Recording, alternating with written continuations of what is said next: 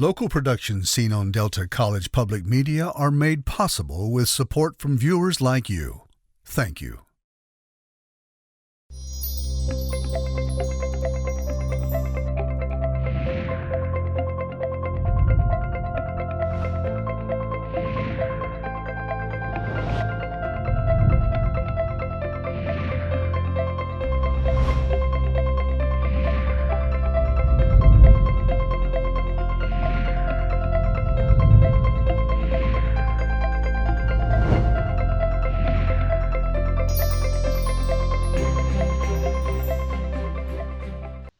Hello, everyone. Welcome to Junia Doan's A Spark. I'm Junia Doan, and thank you for joining us. My guest today is Dale Coudert, founder of the Coudert Institute of Palm Beach, Florida. Welcome, Dale. Dale, tell us about the Coudert Institute. What does it do? Well, 25 years ago, a man named Robert Monks came to me and said, "Why don't you make Palm Beach more interesting?" And so we started, I and the lost her. purpose of the starting was to bring people together, get them out of their comfort zones with their friends that they know, and to meet new people and discuss ideas. Because through ideas, you can get some good action, and you never know where it's going to take you.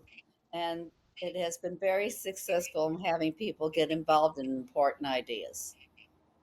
Have you found over these 20 odd years that the discussions have changed in the subject matter or vitality? Oh, sure. They change depending on who we bring.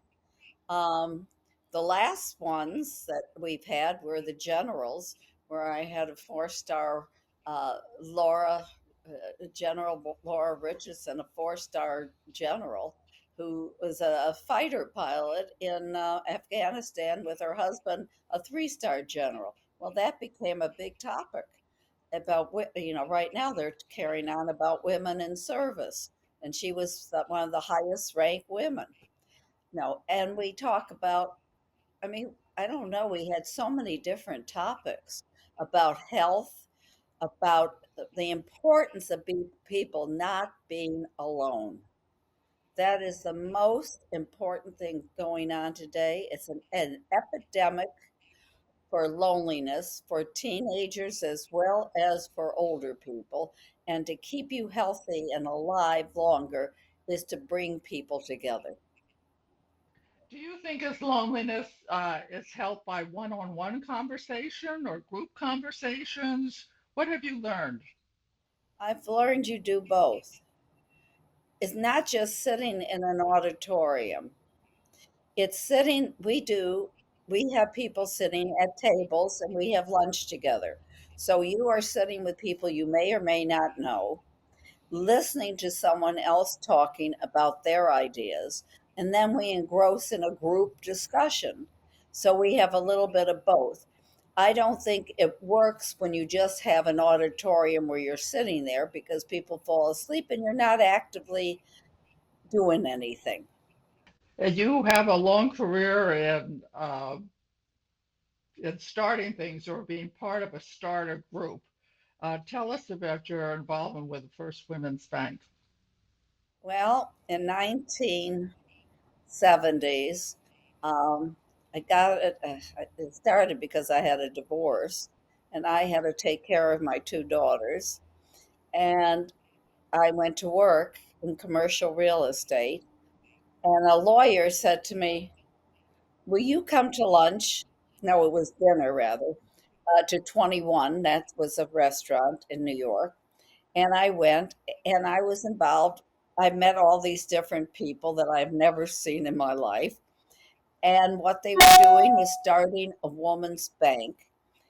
And I thought they were joking with me because I certainly wasn't a banker and I never balanced my checkbook half the time. But anyway, I met some very important men who I met there at 21 said to me, "I think you should go do this." So I then went with this group of people. They started the bank, but it wasn't working. So they've invited me to come and help, and I helped bring it together. What do you think the men saw in you that allowed them or encouraged them to encourage you to get involved? I have never known why. I don't know, but I like bringing people together. I guess they saw that. I have no idea, but they thought that was a good idea for me to do. And these were really high powered men.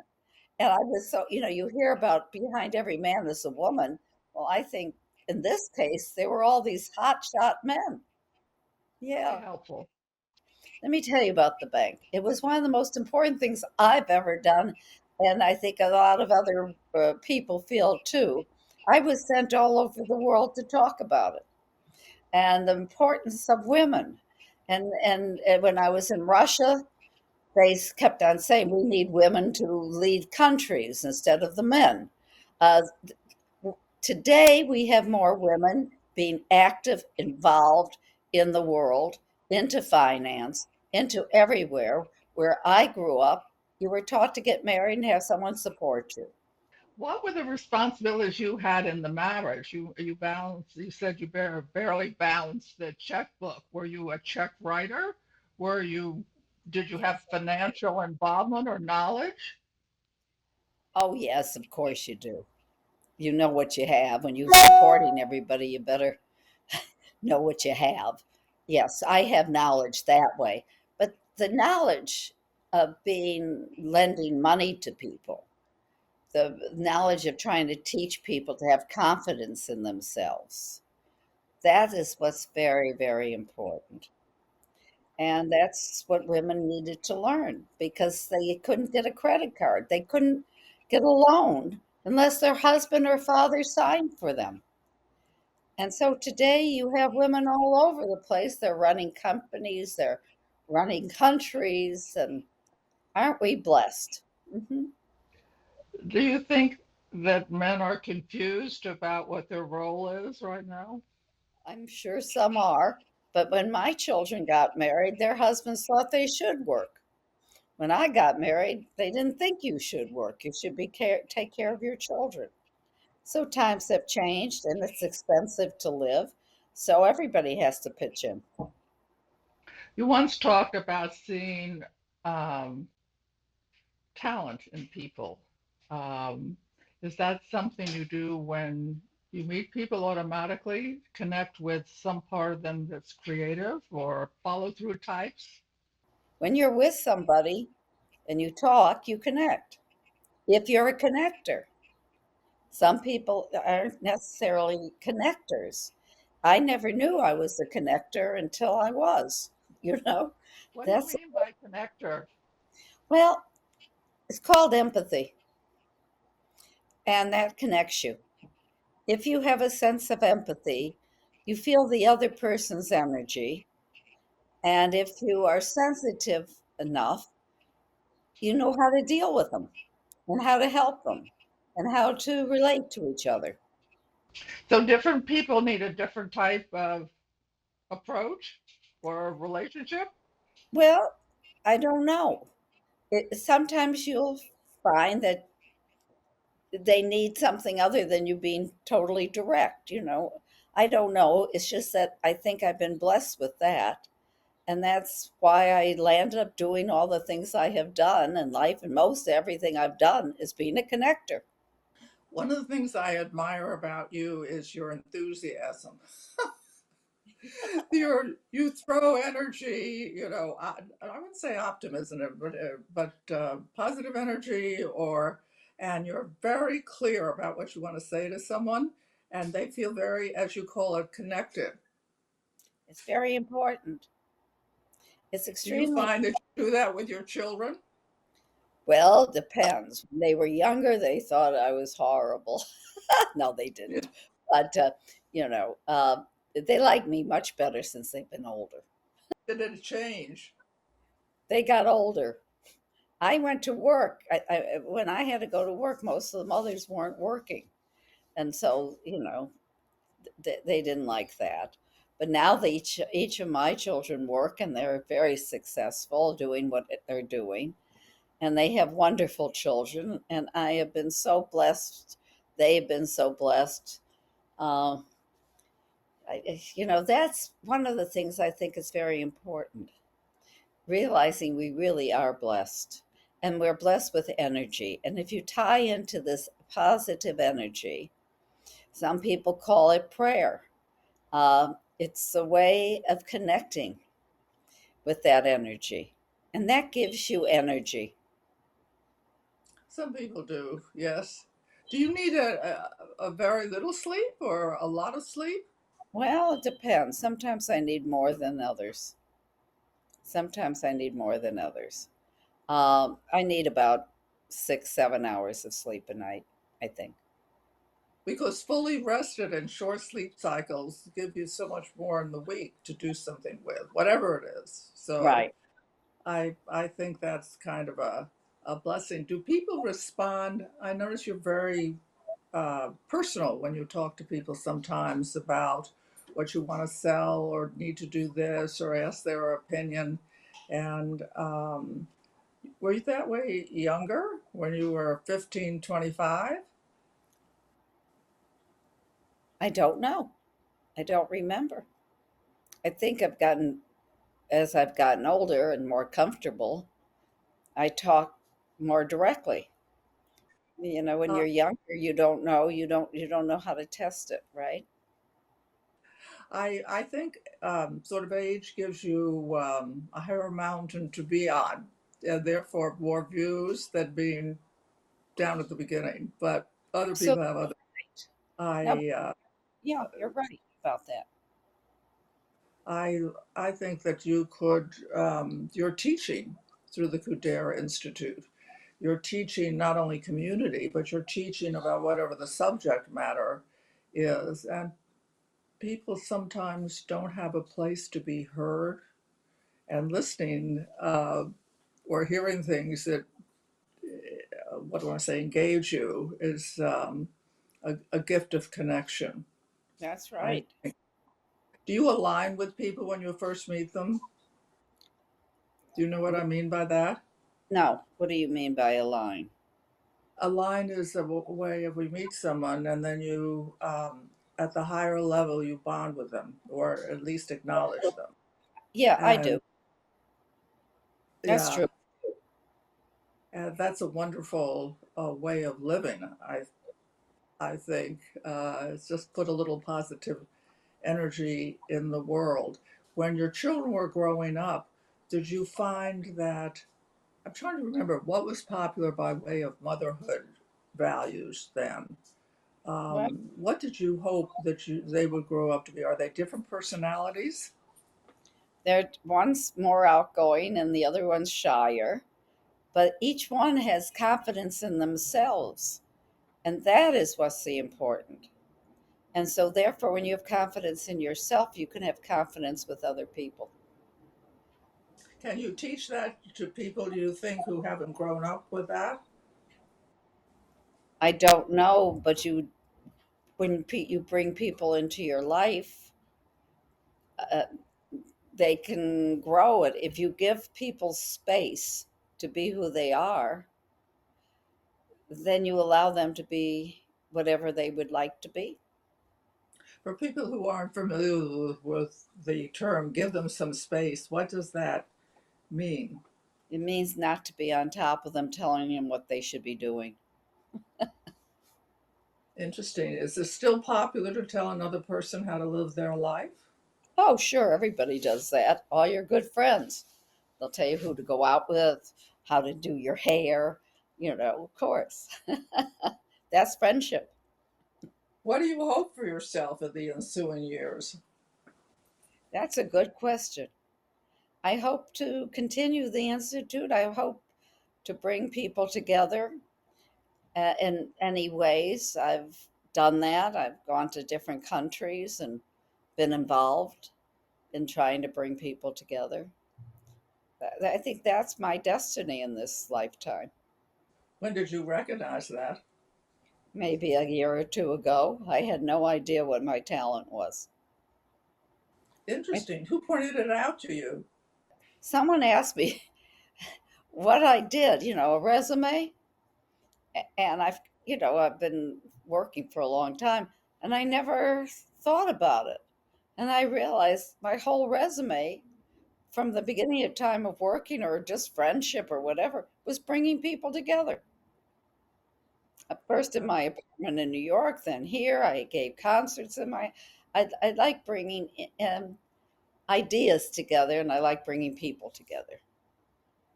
Who taught you, um, I don't want to say the most, but how to do business? In real estate, I owned real estate. Your houses, but in commercial real estate, I just know how to put things together. I mean, it's a talent. I mean, that's my talent. I know how to put things together, or people together, or ideas together. I love that. I love that. Um, I love that the underlying thematic is teaching that Mm. these abilities are needed now, but they're also somewhat learnable. It used to be nice and have big goals and things like that, but recognizing people is really a useful. Did you ever have a dog? Oh, I did. 18 years I had two of them. Then one died, then the other died, and I haven't had another one. It's too emotional. What kind were they? Bichons, two Bichons, and they were Cute. precious. Hmm. Did you learn anything from them? Yeah, that they're all children. I They're love all them. children. Yeah. Oh, that's funny. And what is it like to date at this point of in your life? To date, Hmm. well, I had a date the other night. I haven't had one for years. It's nice when you can meet people. Doesn't have to be a romance. It's just having friendships. It's yes, male energy is different from female energy, so both count, really I count. I think Uh, so. We have it every day with us. At did you go to school in New York? I'm from Chicago and moved to New York in 1966 after my daughter was born. So I lived in New York over 50 some years. And I moved to Palm Beach because I got married to a lovely human being. And I think this is one of the nicest places to live, and so few people know about that. It's not the glamour, it's not the splash. I have met the nicest people who enjoy who they are and are interested in each other. The do your values come from Chicago, from the Midwest, or more New York? My values came probably from the Midwest. Yes, Absolutely. a friendliness. Well, my mother came to New York. She used to, you would in Chicago, you would talk to people. She came to my apartment in my apartment building and tried to talk to people in the elevator. They didn't know what about her because they weren't used to people talking to each other. In Chicago, you would say hello or you would be in an elevator and start talking. It was a different proposition. I love being down here. I call it a bubble or my pink cloud or something like that. I like the weather. I like the people. I like the experience. Uh-huh. Uh, It's uh, stress free, hopefully. yes, it's welcoming in its own way. Yes, it Um, I came because I couldn't stand cold anymore, and my daughter picked this out as the place to go, just to reflect my interest and so forth. But from the moment I arrived, I felt welcomed, and I felt uh, just enjoyment, is. enjoyment. Yeah, no one was judging you. Well, they probably were somewhere, but I don't. It's a little late in life to go that direction. Anyway, the thing that I also want to say is about the Coudert Institute is Dale, and I'm a member, so everyone should know that, um, welcomes ideas from Yes. anyone, really, about subject matter. And you should feel free to do that, whereas not every group does welcome suggestions of topic, suggestions of person, and I don't know why I like that, but I do, and I guess I like it because it reflects the culture. I did some programming at a festival for decades, and even though I'm a New Yorker and had that background, I always tried to reach the people in Midland with their background. And I think that's the best way. I wouldn't say the best way, but a good way to learn, to take the next step. If you want to learn, not everybody is inclined um, in that direction. So, Dale, I would like to your comments on loneliness. It seems it's only going to get worse if you read that the phone isolates you and you see people at dinner on their phones and so forth and so on. What would you like to see? How would you change that? What would you say we ought to be discussing and doing now? Well, it depends how you were raised. I know at MIT, one of these professors informed everybody that that all there might be brilliance, but they didn't know how to relate to each other and they weren't going to be successful. So she made them turn off all their phones and not take them into the classrooms. Um, you know, when you start talking to people, like you said, we ask people to give us ideas of what they like to hear, right? And that's how you start it. And then you start talking to one person, then you talk to another. But then they use the cell phone too to connect to each other if they're not in that vicinity. I, I don't know how to do anything, but I think at a young age, they shouldn't be allowing them to use their phones other than for help or something. So I did another program on loneliness 5 years ago, and the person was with the hospital. Um, and she talked about the programs they started, but I don't think programs do it. I think it's the one-on-one, uh, moment to moment You're right. connection, as you call it, a You're fire or 100% an right. idea or an admiration or a Mhm. question. And once I was asked how was I said, "You really want to know?" Because so much of life is a little gracious, but it's always nice to go deeper. If I guess what I'm turning this into is a little promotion for do something nice. This is how I end every program. Please go out and do something nice for someone you know and someone you don't know, and do it every day going forward. So I after 20 agree. odd years of saying that, I like to feel that a lot of people are doing that. But I do think that's a good way to start. I noticed that in my apartment building here in Palm Beach. I generally, if I feel like it, just start, on whatever. And it just makes for a nicer feeling of comfort, connection, that village that we all talk about, or that family that we all talk about. One of the programs could be on what have we learned about initiating people into relationships, or how do you counter the loneliness, and on what level does that really mean anything? Are you lonely for a history? Are you lonely for a person? Are you lonely to be free from pain? Are you lonely because you have no more good ideas? Well, uh, if you're under stress, you like to be alone, and that's when you oh, should not be yes, alone. Mhm. yes. Anxiety is one of the most crippling feelings one has. I have to say, I want to thank you for being part of this. We have to sort of sign off now, but I'd like to review.